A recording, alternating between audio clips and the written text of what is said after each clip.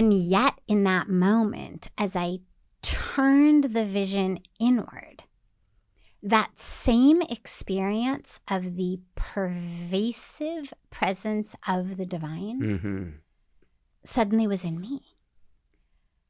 And I realized, oh my God, I am not separate from this experience of divinity that is in everything.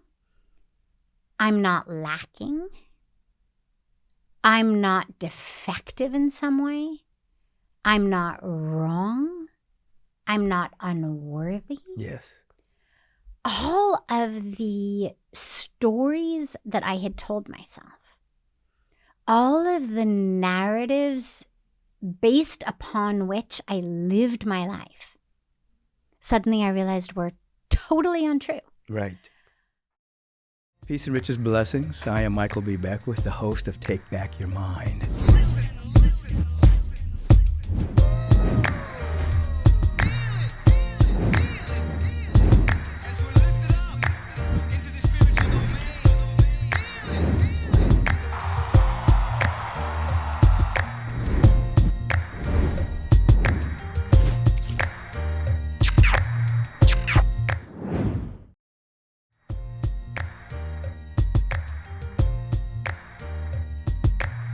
Peace and riches blessings, everyone, and welcome to Take Back Your Mind. I am your host, Michael B. Beckwith, the founder of the Agape International Spiritual Center, which is the main sponsor of this podcast. And every week, I get to be with individuals that have taken back their mind, opened their heart, and are making mighty contributions to the planet for this time in human history and beyond. Today, I have my friend Sadhviji with me. Sadhvi Bhagawati Saraswati. And you know what? She's been with me before. We've been together in this lifetime many times. And I give you a little bit of who she is. And you're going to love this. Renunciate monk, sanyasi, living in an ashram on the banks of the sacred Ganges rivers in Rishikesh, India, nestled amidst the majestic Himalayan mountains. I've been there with her. We've been at the magnificent conference there. Originally from Los Angeles, California, a graduate of Stanford University, she holds a Ph.D. in psychology and has dedicated her life to sharing the profound wisdom from the ancient Vedic traditions of India.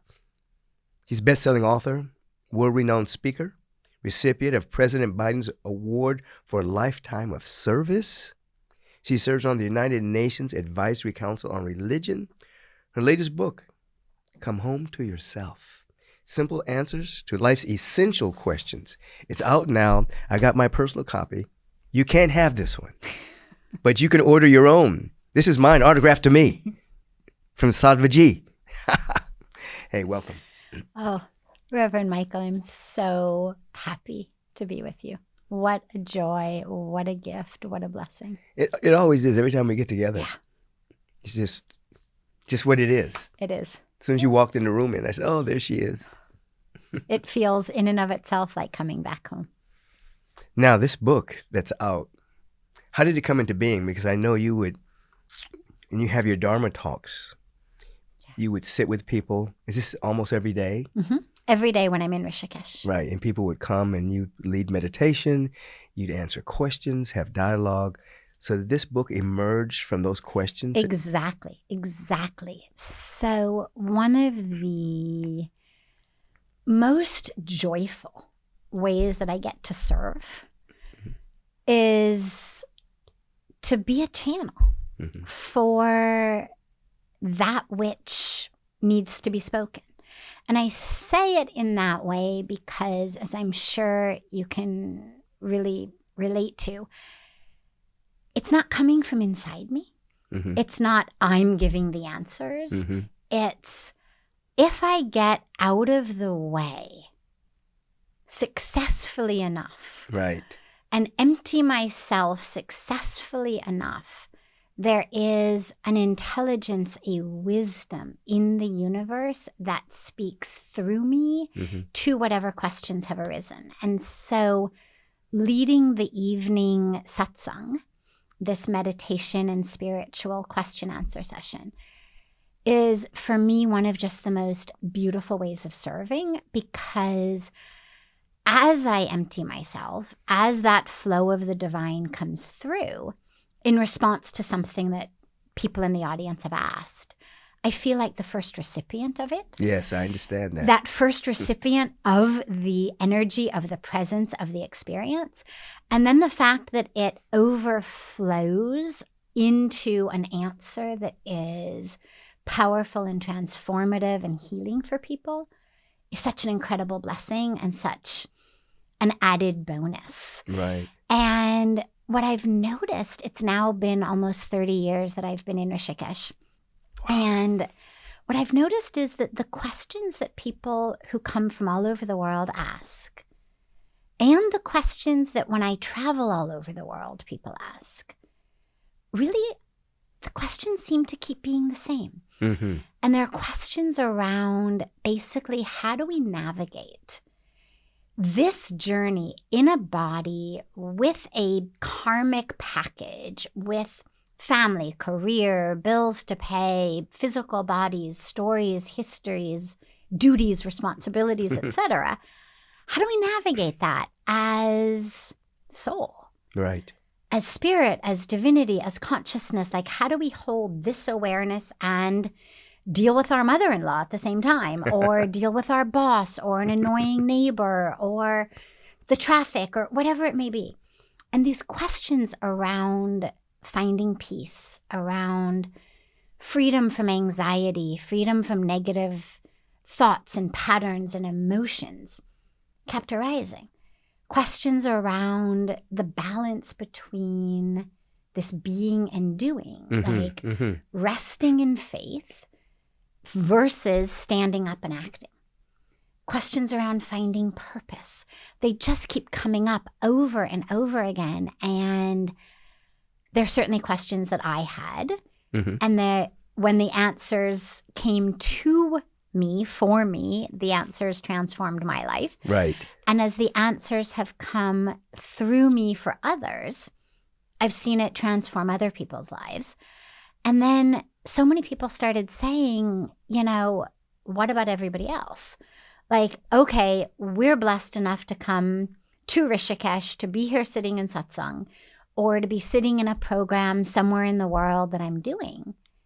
But what about everybody else? Right. And so we thought, well, it's a really good point, and let's take these questions and answers and put them in a book so that everybody all over the world can have access to it. And that's exactly what it is. It's questions and answers. And to that end, you know, we've looked at your book and we have some questions. Obviously, many people think that peace and happiness is one more achievement away, one more goal, relationship, or success. But you say here that lasting happiness, as the title of your book is to come home to yourself. What does that mean, come home to yourself? And what did you know, if you look back over your life, what did you let go of that you may have been chasing? Yes. So when I first came to India, September will be 29 years. When I first came, I was 25. I was in the midst of a Ph.D. program in pediatric neuropsychology. And I had everything that we are told you need to have to be happy. The money, the prosperity, the privilege, the opportunity, the education, et cetera, that package deal. But I wasn't deeply happy. There was something really profound that was missing.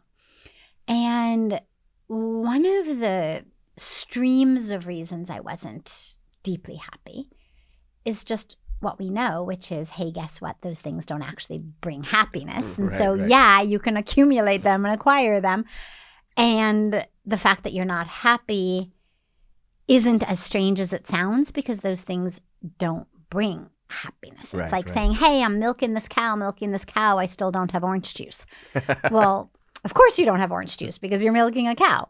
So in the same way, that was kind of one stream of why I was still a good arm's length away from the deep meaning and joy and happiness that I was looking for. The other stream was much more personal, which was due to a lot of struggles and challenges and even really deep trauma that I had been through in my early childhood, in the midst of so many blessings and such just extraordinary gifts of the universe. There also were a lot of struggles, a lot of suffering, a lot of trauma. And the manifestations of that had led me into addiction, eating disorders, depression. So I was also really struggling on a deep and personal level. Right. And when I got to India, which, by the way, I went reluctantly. I can't even claim credit and say, well, you know, I said to the universe, like, take me to a holy land and show me something deeper.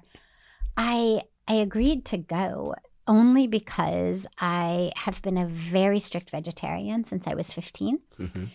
And traveling around the world, what I learned was that Indian restaurants were the one place, no matter where I was in the world, and in many cases, the only place where I could actually get vegetarian food that didn't have eggs and chicken broth and fish something and, things stuck in it that you have no idea how to say in some foreign language. Right. So I agreed to go reluctantly, really because I thought, well, at least I'll be able to eat. To eat happily, exactly. And I had this incredible experience of transformation, of awakening, of truth, of divine touch, whatever word you use, standing on the banks of the Ganges River, the Ganga River, in Rishikesh, in the lap of the Himalayas. And in response specifically to the question about coming home to yourself, that for me was that first moment. So the experience first was an experience of the divine, of literally being in the presence of the divine. It began as I looked out over this sacred river that I didn't know was sacred. But then as I turned my head, it didn't matter what I looked at. A tree, a telephone pole, a family bathing, a marble step, a child. That experience of the divine just stayed with me, whatever I was looking at. And it knocked me to the ground in tears. And as I turned the vision inward, I had an experience that if you had said to me an hour earlier, you are divine, I would have said, oh, that's so sweet. Thank you so much for trying to make me feel better, but really I'm doing okay. I would have thought it was some kind of platitude. You were just trying to make me feel okay about myself. Maybe my therapist had tipped you off that I wasn't having such a good day. The fact that it actually was true was something that never in a million years in my wildest imagination would have been part of my felt sense experience on earth. And yet in that moment, as I turned the vision inward, that same experience of the pervasive presence of the divine suddenly was in me. And I realized, oh my God, I am not separate from this experience of divinity that is in everything. I'm not lacking. I'm not defective in some way. I'm not wrong. I'm not unworthy. Yes. All of the stories that I had told myself, all of the narratives based upon which I lived my life, suddenly I realized were totally untrue. Right. I had lived with this constant experience a kind of just low-grade background elevator noise presence of you're not good enough, you're not worthy enough, you're not pure enough, you're not lovable, you're not right. Some of it, again, was just cultural. We do tend to live in a society that's really good at making us think that. Right. And some of it came from the personal experiences that I had had of abuse, of abandonment, that filled my young mind with, well, there must be something wrong with you. That's why these things happened. And I just carried that for my life. And suddenly in that moment, I realized, not just in my mind or brain, but in every cell of my being, every energetic cell, every aspect of me that I had access to, suddenly knew, oh my God, I am not separate from this pervasive, perfect divinity. Right. And that was the experience, the first experience of really coming home to myself, that I am not the story that people have told me about myself. I'm not the story that I've told myself about myself in response to things that have happened. Right. And yeah, so that was my first experience. And then, of course, it's just gotten deeper and more interwoven, you could say, with daily life, because for the first many days, I basically just walked around with tears streaming down my face, and I was woke up. I was nonverbal pretty much. I mean, all I could say for days was, oh my God, it's so beautiful. Oh my God, it's so beautiful. Oh my God, it's so beautiful. And as the days and weeks and months and years have gone by, fortunately, my ability to navigate through day-to-day life did return. But that experience, that knowing, stayed. Right. And it's just interwoven and integrated back into how I feel, how I live. So with this book, you're inviting people to come back to themselves. Yes. You're saying this is not alien to anybody. Absolutely, it's not. And that's really important.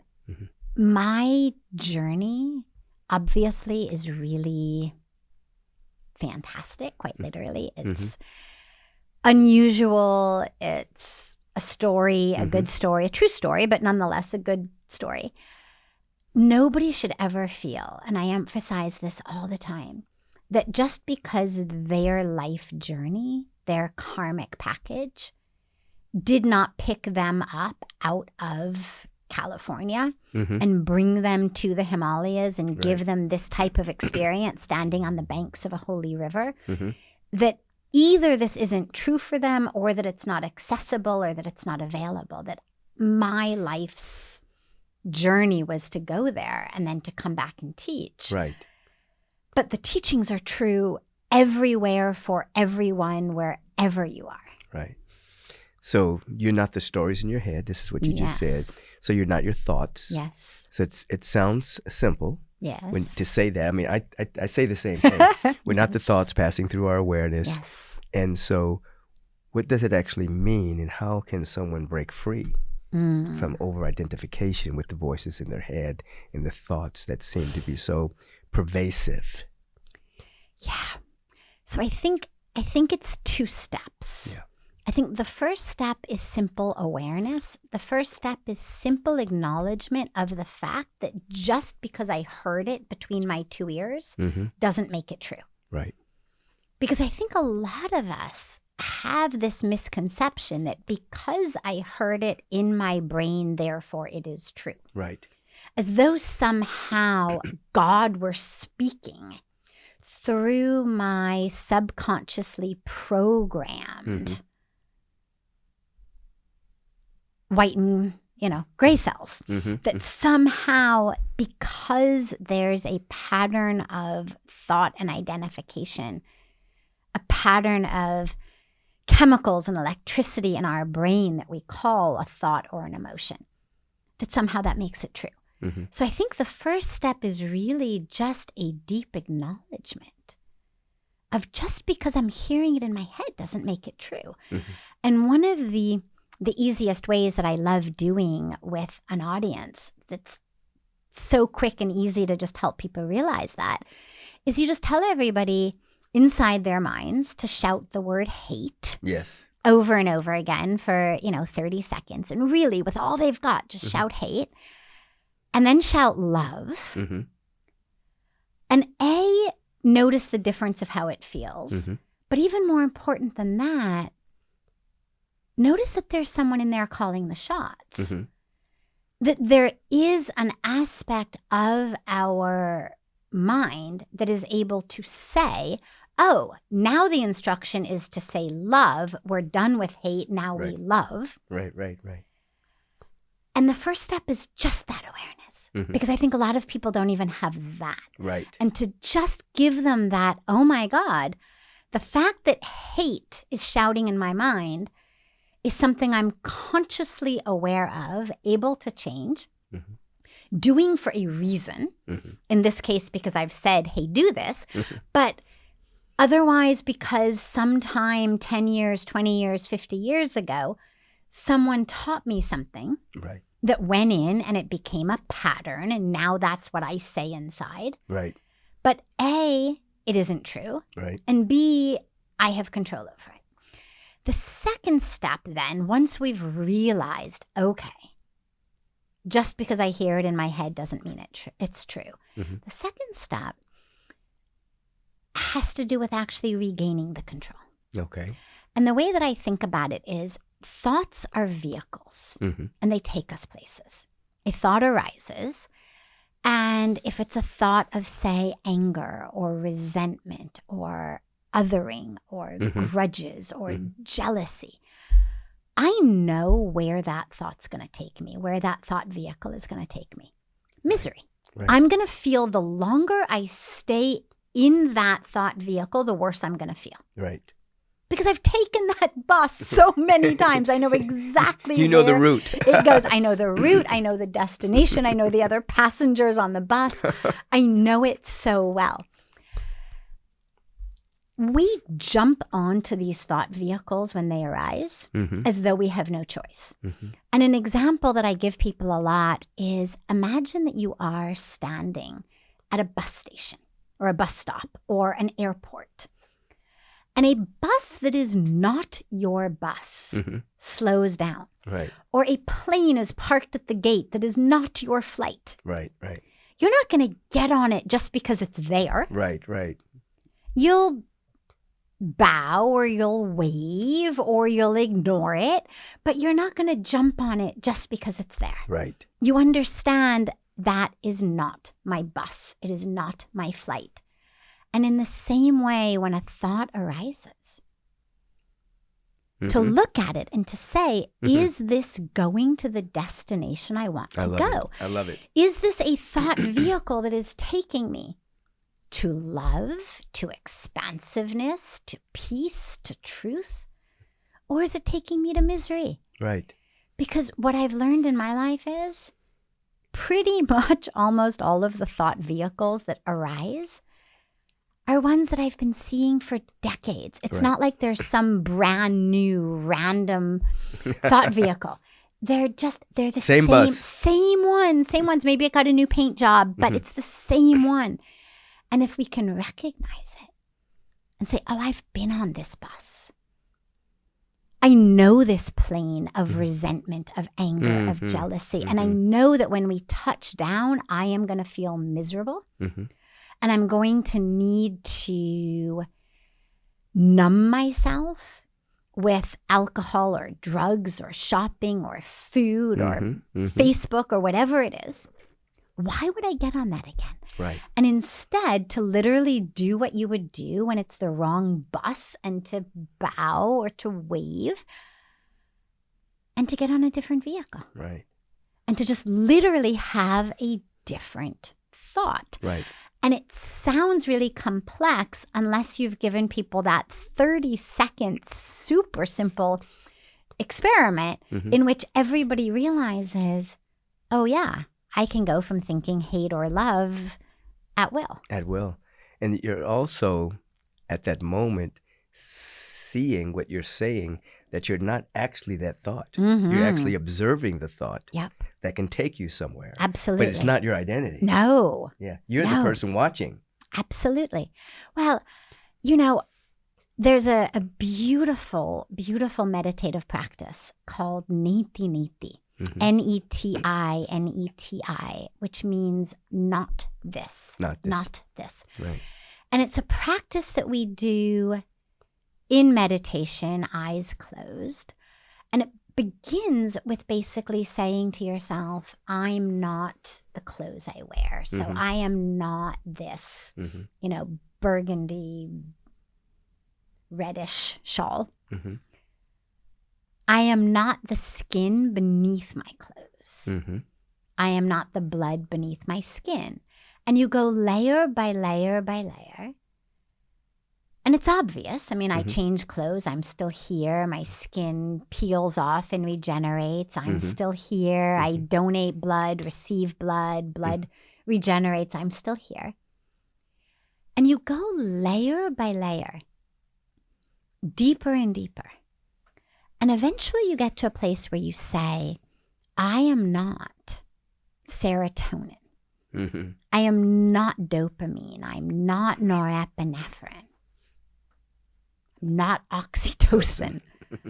I am not an electrical axon potential that is barreling down the myelin sheaths of my neuron. Right? Obviously. I mean, nobody would say, oh, yeah, I'm serotonin. Right. Well, if I'm not the chemicals and I'm not the electricity, then I am not the thought or the emotion or the memory or the feeling, because every single one of them is simply a pattern of chemical and electrical behavior in our brain. Right. But if I'm not the chemistry and I'm not the electricity, then by definition, I'm not the thought. Right. I'm not the emotion. I'm not the memory. I'm not the feeling. So you go layer by layer.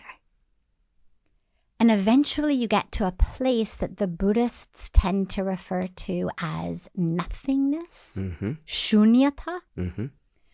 And the Hindus tend to refer to as everythingness, purnyata. But that is exactly the same place. Thing. Yeah. Same place. Right. But I raise it right here because this is a beautiful practice to do during the day as well. It's not only eyes closed, legs crossed, sitting in a dark room.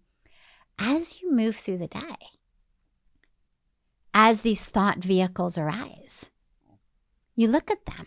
See, neti neti. You're walking down the street, you see your reflection in a store mirror, and the mind goes, oh my God, you are looking so fat and ugly today. Look at you, you slouch. Look at neti neti. Not me. Not this, not this. But the trick is that when you look in the mirror and the mind goes, looking sexy today, looking great, you still have to say neti neti. Right. Because the more I'm willing to identify as the positive, the stickier the negative is. Right. And so whether it's my thought, whether it's somebody who says to me, oh my God, you are useless and worthless and irresponsible and lazy, neti neti. But then when someone says, oh my God, you are the best, you are wonderful, you're beautiful, you're amazing, you also have to be prepared. Right. If I'm not someone's projection, then I am not that projection, whether it's positive or negative. Right. Yeah. Beautiful. Now, the other things you cover in here is something that every path with heart eventually covers, and that is forgiveness. And so I know you break this down very powerfully in your book. Break it down for us what forgiveness really is, but also, even in your own life, where did you have to let go to embody a deeper level of forgiveness. Yeah. It's critical. Mm-hmm. And to me, forgiveness really is a non-negotiable prerequisite Mm-hmm. for a spiritual life. Right. But even if you're not looking for a spiritual life and you're just looking to be happy, Mm-hmm. to live in peace, Mm-hmm. it's still a non-negotiable prerequisite. So forgiveness is key. Mm-hmm. Because if I don't forgive, then I am stuck. Someone or some people at some point in my life did something that hurt me, okay? Knowingly, unknowingly, on purpose, by accident, however. Right.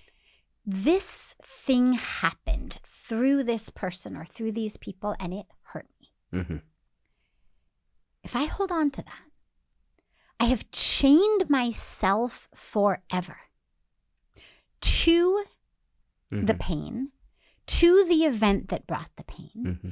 to the ignorance or ego or illusion, violence, confusion, anger, unskillfulness Mm-hmm. of that Mm-hmm. person or people through whom that happened.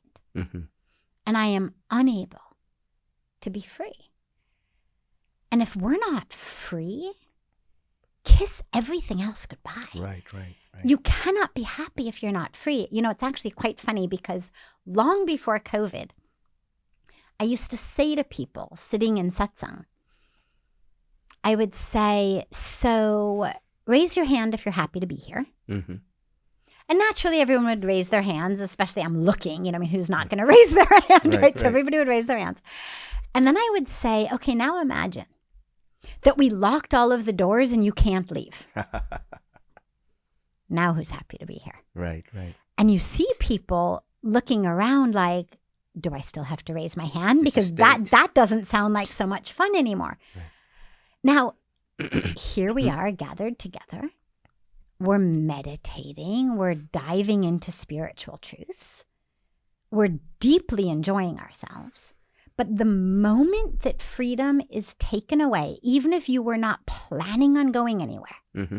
the moment that freedom is taken away, that ecstasy becomes agony. Yes. So freedom is key. And nothing has changed. Nothing has changed except the room freedom. hasn't changed. Nothing. Yeah. Except you can't leave.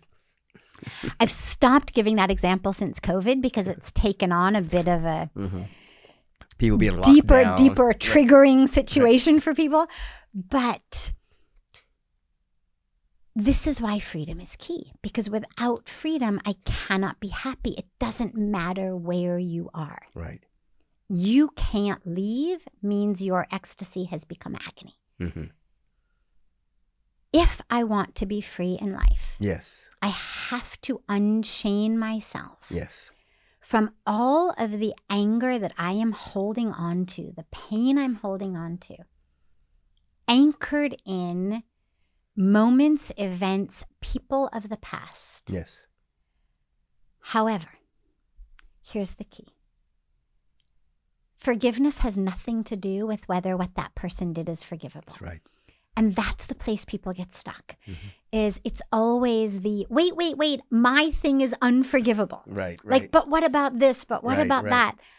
And in a way, on a deep level, although I would never wish it on anyone, and although if I had a magic wand, I certainly would not relive it or wish it upon myself again, it's why I am so grateful for the abuse I suffered, for the abandonment I suffered, for the trauma I suffered, because no one can say, oh, easy for her to say she doesn't know what pain is. She's never gone through anything like this.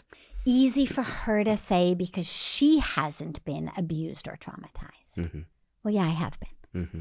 So I'm so grateful to that because it's removed people's ability to write off the teaching.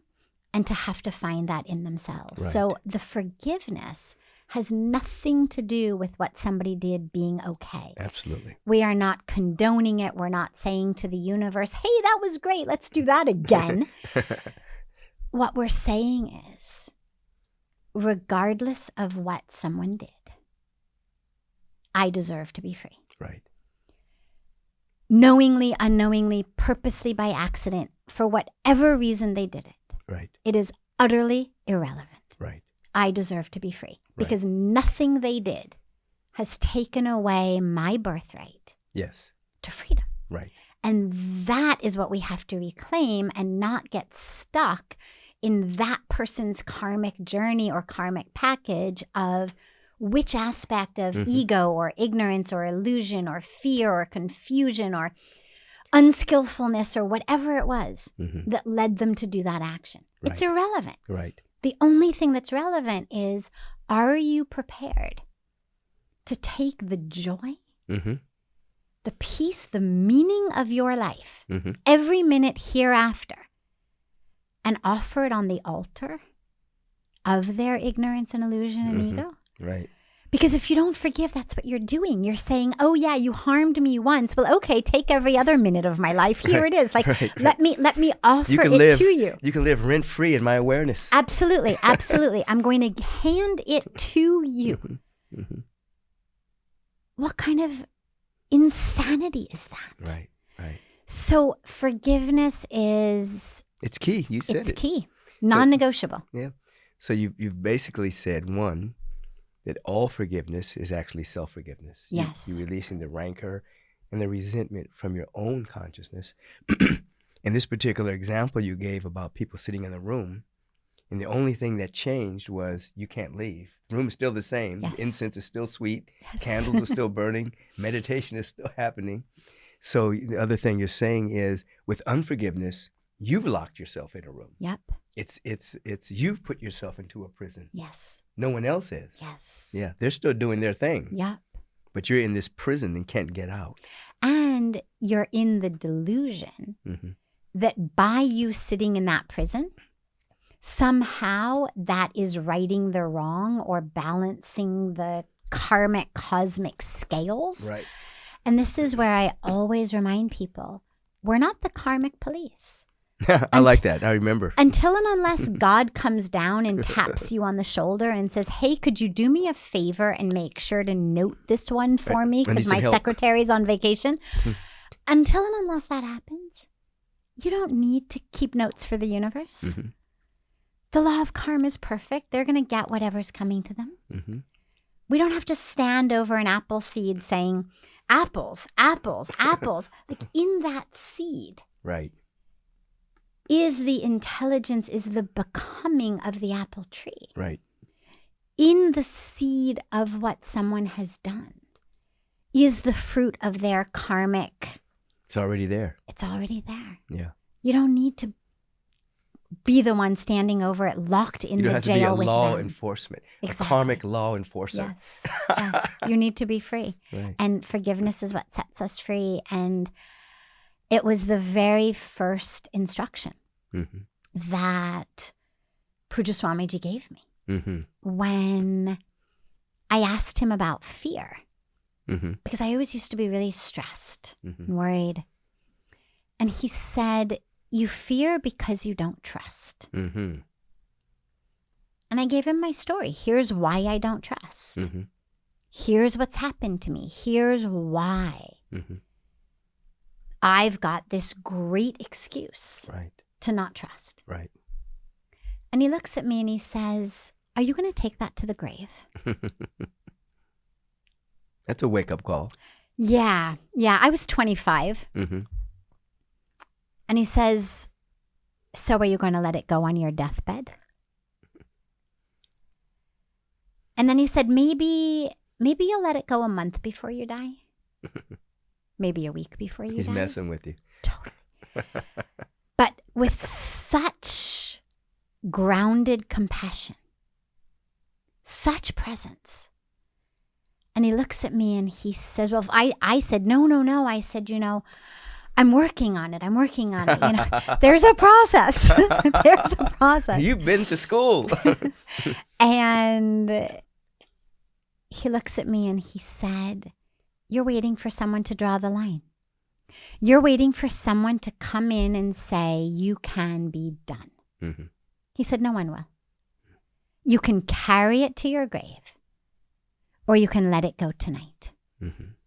And he sent me into the river to forgive. Mm-hmm. He said, I want you to go stand in the Ganga, in the Ganges, mm-hmm. hold that water in your hands, offer all of the pain, all of the anger into the water. And he said, I want you to stand there until you can forgive him.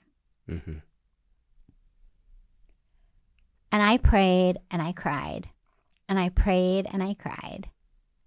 And I pulled from within me, literally, every memory that I had. Mm-hmm. And I offered them. Now, of course, I thought, this isn't going to work. Like, this is just a great way to ruin my night. But it's not going to actually heal me. Mm-hmm. Because I thought, healing doesn't happen like this. Mm-hmm. There's a process. Right. And I gave it. Mm. And it worked. Mm-hmm. And it doesn't have to be in the Ganga. It can be in any river, in any lake, in any ocean, in any stream. It can be under a tree. It can be in your bathtub. It can be in your bathtub. Mm-hmm. It can be anywhere. But the offering back to the universe, mm-hmm. that's the key, is we are offering back to the universe through water, through soil, through air, through fire. Mm-hmm. Offering back to the universe that pain, that anger that we have taken on, that we have held on to, that we have allowed to keep us stuck, mm-hmm. that doesn't belong to us. Right. That which happened was somebody else's karmic package of the anger, of the confusion, of the ego. It doesn't change our right to be free. Right. Mm-hmm. So we offer it back to the universe. Mm-hmm. So this rolls right into the power of surrender. I mean, when you talk about offering and releasing and letting go, that segues right into what surrender is. Not giving up, but yielding to something that's within yourself. And you obviously, you're living a surrendered life. I'm living a surrendered life. You bring this to fore in the book, Coming Home to Yourself. Break that down a little bit more. Let's just continue this into offering and the real power being surrender, not control, obviously. Yeah. So here's the thing about surrender. People think it's weakness. Right. People think you surrender when you have no option. Right. I've lost. I'm over. Okay, fine. I surrender. Surrender isn't weak. Mm-hmm. Surrender is strong. And it's strong because surrender is clear. Mm-hmm. Look, if you had an option, if holding on to the universe with a death grip actually worked, if the universe ever said, oh, you want it that way, okay. Have it your way. I'm Burger King. Sure, I'm adaptable. You know, you want to be in a bikini in December in Illinois? No problem. We won't snow. Right. We'll shine the sun. You can swim in Lake Michigan in December. No problem. If it worked, you'd have an argument. Right. But it doesn't work. Right. The universe is not adapting and bending to what we want. And so surrender is the wise awareness and acceptance of that which is. Mm-hmm. It's not I give up. It's, oh, this isn't actually in my hands. Mm-hmm. All of this death grip that I've got is useless. All I'm doing is suffocating myself. The universe isn't changing. Right. The weather's not changing. The traffic patterns aren't changing. Other people's feelings and thoughts and choices and decisions aren't changing.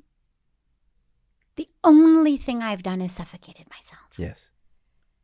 So surrender says, okay. So if this is how it is, let me exhale into it and get in alignment with it and realize I am not anti it or separate from it or versus it. But that same divine universe that makes it too cold to swim in Lake Michigan in a bikini in December is actually an intelligent universe and a perfect universe.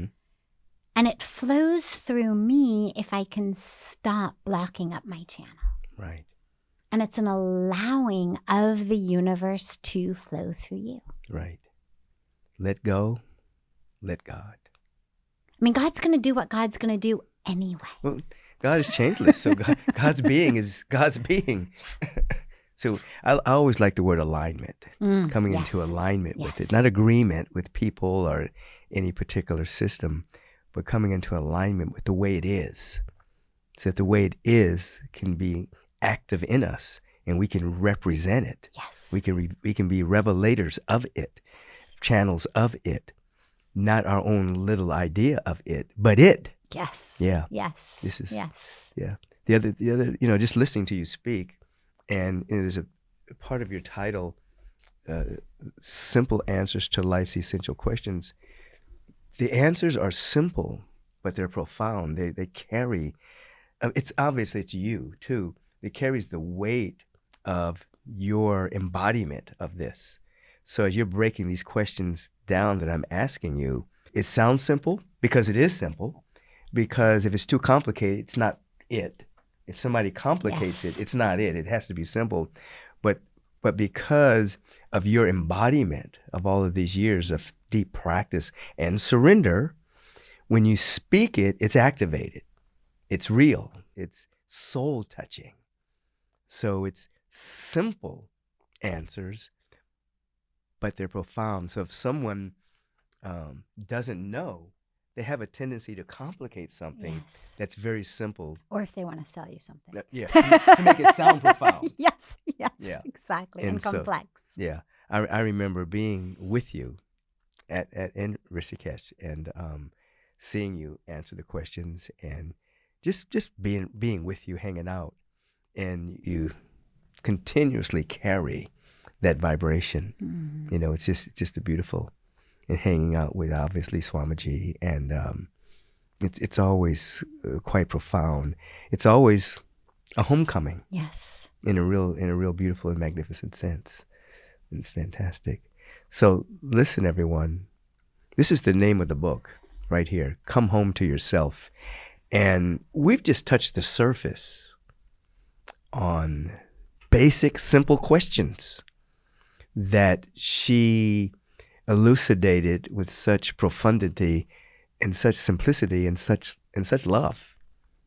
She loves you. And I love her. And I love you. And she loves me. So much. And this has been beautiful. I want to see if there's anything else I wanted to ask you. Sure. Someone wanted to know this. If someone listening feels like they've tried everything, therapy, yoga, achievement exercises, even what they think is spirituality, and they still feel stuck, what's the one gentle first step that they can take to come home to themselves? I think this is a state, sadly, that so many people are in. Yeah. And the one simple step that I would give is to simply ask yourself, how do I know there's anything wrong with the present moment? Because all of the things that you're trying are being tried theoretically to change something. Otherwise, yoga in itself is beautiful and wonderful. The body feels great. The mind feels great. I mean, you can't say yoga doesn't work. Right. It just depends what you want from it. Right. Meditation is beautiful and powerful and critical. you can't say it doesn't work unless there is something different that you are looking for from it. Mm-hmm. It goes back to that trying to squeeze orange juice out of a cow situation. Mm-hmm. It's like saying, I've tried everything. I'm squeezing this cow and orange juice isn't happening. What's the one piece of advice you could give me? Mm-hmm. Well, it's not about squeeze harder or squeeze more or, chant orange mantras while you squeeze the cow's udders or visualize oranges coming out. It's ask yourself, what's wrong with the milk that's coming out? Right, right. Why am I so attached that it has to be orange juice? Right.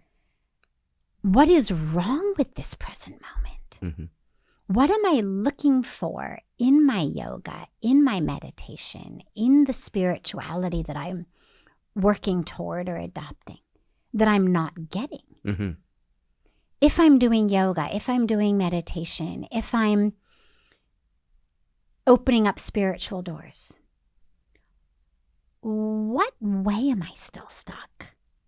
And can I realize that the stuckness probably has to do with some aspect of my mind that believes that I should be or have or do something different than where we are right now in this breath? Mm-hmm.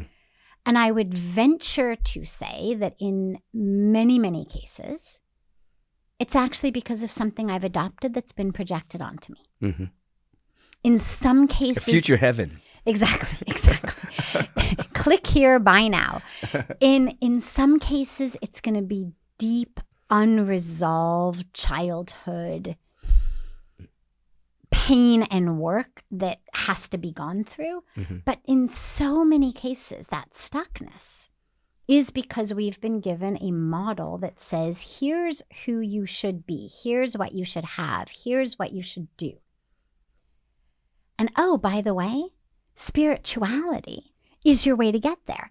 Mm. The real tragic dilemma here is how yoga, meditation, spirituality is being co-opted, right, as a way to help you get the things that you think you want. Right.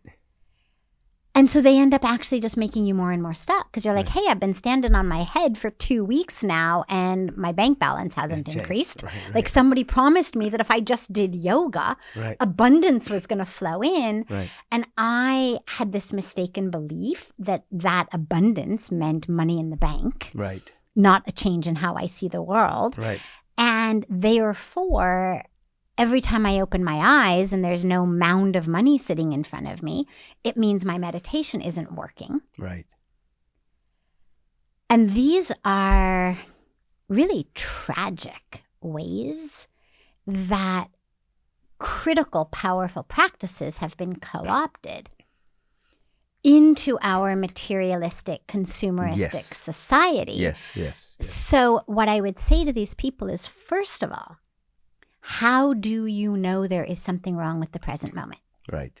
Here you are, doing yoga, meditating, embarking on spirituality. What isn't right in you in this moment? Right. And how do you know it's not right? Absolutely. Who told you it's not right? Right. And can you look at that thought and realize maybe the only thing wrong with this moment is that thought? Right.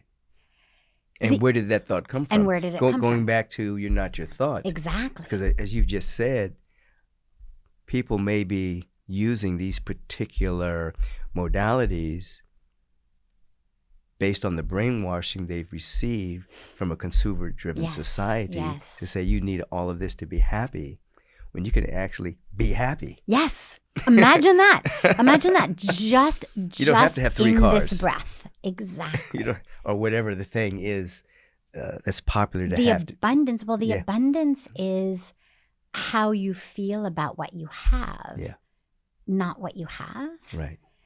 So that would be my key one simple step is just stop and check in. How do I even know there's something wrong with this moment? Right. What would it Who said be like? Something's wrong? What would it be like if there weren't something wrong with this moment? Yeah. And then the other last piece would be, how can I realize that the way to get unstuck is simply to shift my thoughts? Right. That it's not something outside. It's literally an unhooking of my mental framework from what I've hooked it into. Right. And I can unhook it. Oh, is it hooked into somebody else's actions or thoughts or responses to me? Mm-hmm. Unhook it. Mm-hmm. And by the way, simple doesn't mean easy. Right. Right. Absolutely. It's work. Yeah. But it's exciting work. It's beautiful work. And it's work that blossoms every moment. Yes. And gives us more and more of access to Right. that ever-present experience of the divine. Absolutely. This is beautiful. What I want you to do, I want you to go back from the beginning and listen to this whole conversation again, because everything is flowing, it's interconnected, and you'll hear things that she said earlier differently. I guarantee that. Now, as we're saying, see you later for right now, do you have any last words that you feel that are emerging that you'd like to say to the Take Back Your Mind audience, and let people know how they can be in touch with you? Yeah. So first of all, as you already told them, so much love. I really do feel that love so deeply. And I love you all so much. And the only other piece that I would really want to end with is the awareness that right now, in the chaotic craziness that we are quite literally living in at this intersection of time and space in our human incarnations on planet Earth, every one of us is called upon to stand up and act. And that spirituality is not a license to sit this one out. I like that. It's not a license to say, oh, I'm just going to, witness and watch. Our spiritual practices, our meditation, our mindfulness, our peace, all of the beautiful fruits that we get from spiritual practices are the means to an end, not the end in and of itself. It's not, oh, I'm in peace, period, I'm done. It's, oh, I'm in peace. Therefore, I now can be a clear, connected, conscious, courageous, creative, compassionate channel for right action to flow through. Mm-hmm. Never let your spiritual practice be an excuse against action. We don't have time here, but all of the scriptures, from the Bhagavad Gita to Patanjali's Yoga Sutras to everything in between, emphasize that action is spirituality. Mm-hmm. And every one of us is called upon to be an instrument, an agent, a vehicle, a vessel in our own way to bring about light in the darkness, to bring about the change that we know needs to be brought into the world. And then spiritually, we re-anchor in the omnipresent perfection of the divine. We reconnect to that so that we remember that it's not about us. And it's not about a doing, it's about an allowing Mm-hmm. and a surrendering. And when we're reconnected, then we stand up again and we act some more and we serve some more. Mm-hmm. And it's been such a gift to be with you. Always. Such a gift. And in terms of finding me, we love the gift of technology that enables us to be together through technology. So you can find me online on my website, which is www.sadhviji, SADHVIJI. JI is a term of respect in India. So it's sadhviji.org. And you can find me on YouTube for the longer videos, on Instagram for the shorter videos. Both of those are also Sadhviji. Sadhviji.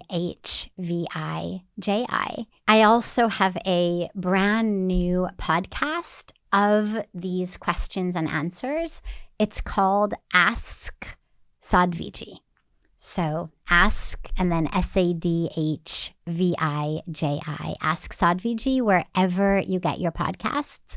And if you have questions that we didn't take today or that you don't find online, please feel free to send them in to us. We do take questions from our beautiful global family. Just send them by email, put them into comments or direct messages on social media, whatever the easiest way for you to get them to us is, or on my website, and we will take your questions as well.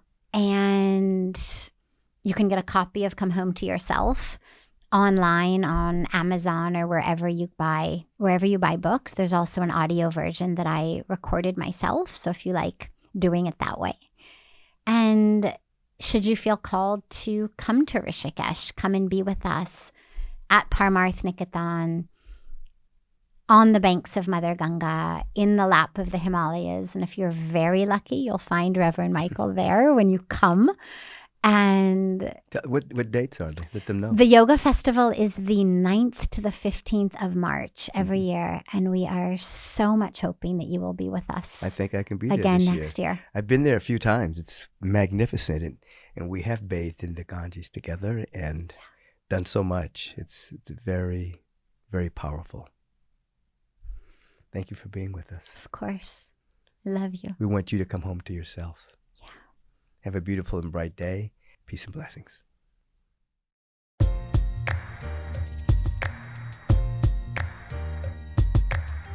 Peace and blessings. I truly hope that you are enjoying Take Back Your Mind podcast. The Take Back Your Mind podcast is sponsored primarily by the Agape International Spiritual Center.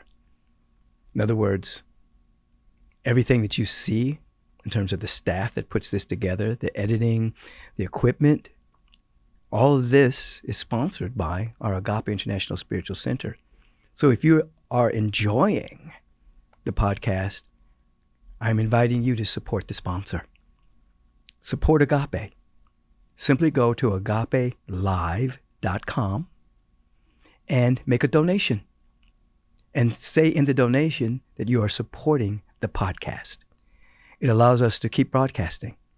It allows us to keep putting these magnificent moments together with these wonderful people that I get to interview. We keep having the possibility of updating the equipment that's necessary and providing the wonderful content that many of you are writing in and saying, I really love the podcast. Support the podcast. Support the sponsor. Agape International Spiritual Center. agapelive.com. You can also text to donate.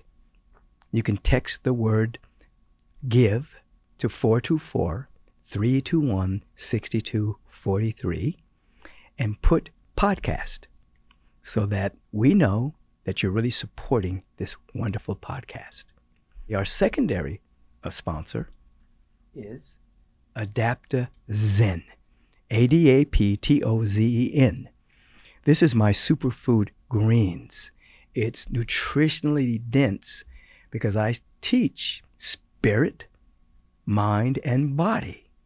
We want our body temples to be healthy. So one of the products is my superfood greens. You can go to NutraRise.com. Those 3 little lines you see, you hit those 3 little lines and you'll see Adaptozen. There's 2 products, my superfood greens and a product called Elevate, which are organic mushrooms for your health. You can put both in your smoothies so that you have main ingredients for the health of your body temple. These are our sponsors. Primary sponsor, Agape International Spiritual Center. Secondary sponsor, Adaptozen. I want you to be healthy. I want you to be wise. Circulate and share. Peace and blessings.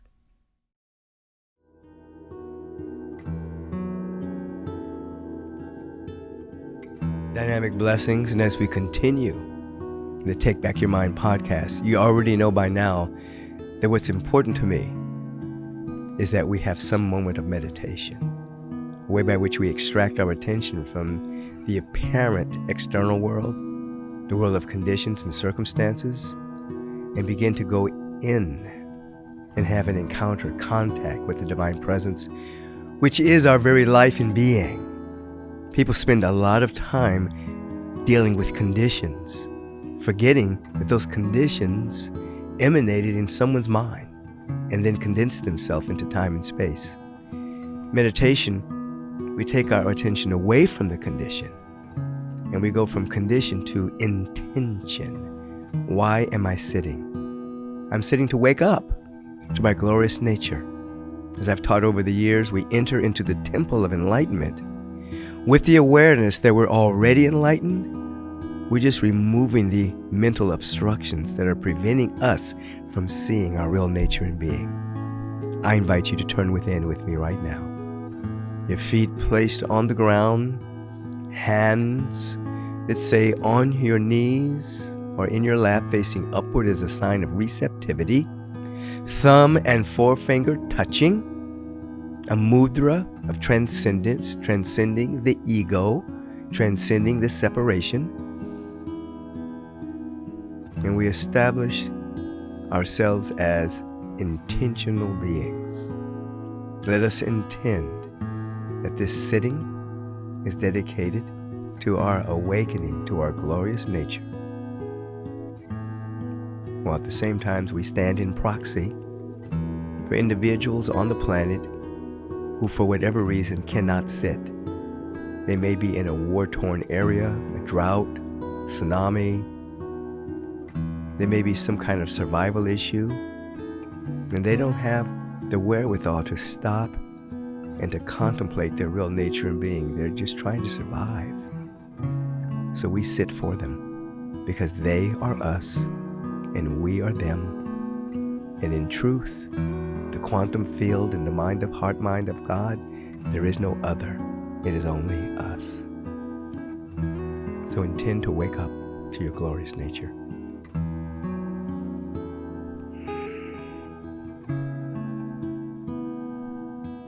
Put a slight smile on your face, reminding yourself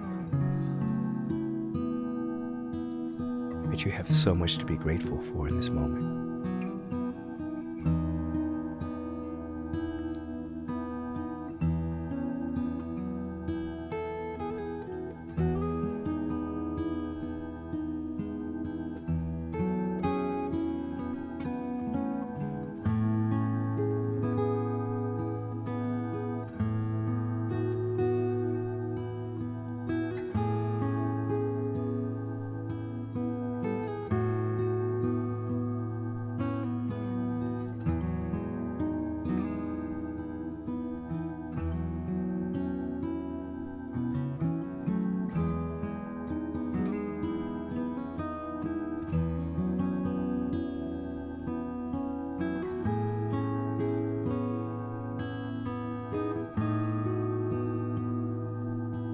Back to your intention to wake up to your glorious nature.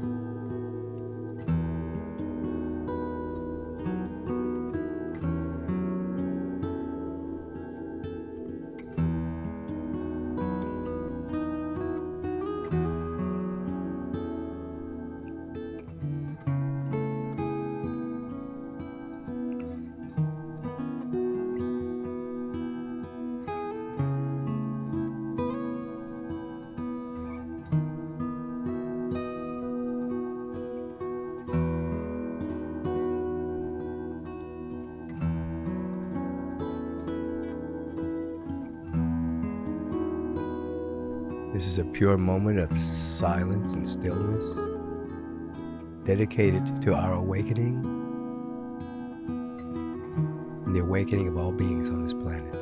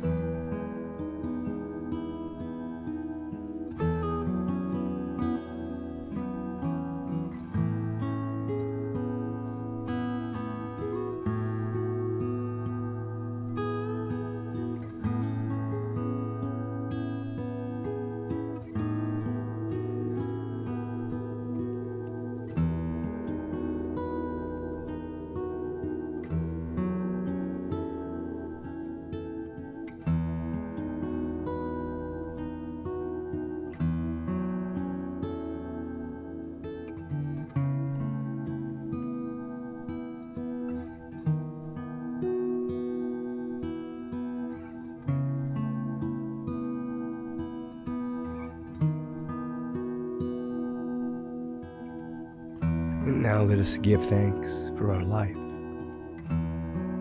for the very breath beating of our heart. Let us give thanks for everything.